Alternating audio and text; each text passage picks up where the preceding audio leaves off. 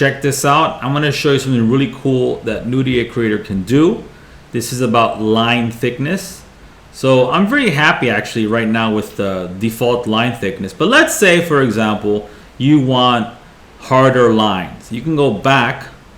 Actually, let's go forward and make the lines thicker. So I'm going to move this little toggle here. I'm going to increase the line thickness by 4.10, and then I'm going to click Update Image. Check this out.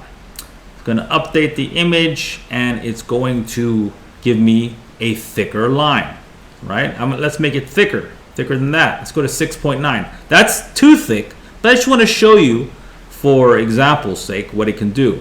Now it's going to update, and that's even thicker, right?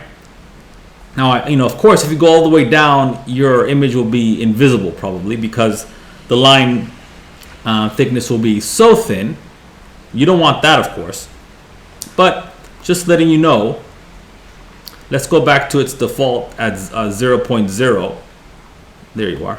Update that image again to go back to its default, and here we go. Okay, the very cool little tool that you can use within Nurie Creator.